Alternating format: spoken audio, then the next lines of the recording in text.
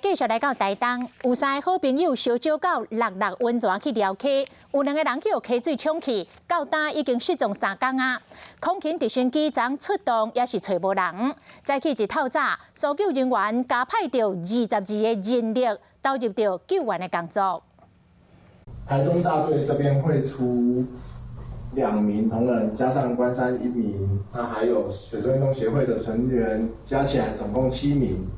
好，会从新武桥开始直接溯溪，沿着这条线路一直溯到露露温泉区。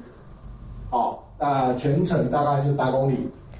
8公里搜救的路程，搜救人员要用3天2暝的时间来执行。搜救的计划分做2个梯次，第一组的人马为六六温泉往下游来出发，另外一组为新武桥往顶游来搜索。双方每人4点钟拢会报告上新的进度，而且伫第一时间向家属来说明。可以看到，因为那边有一个3层的。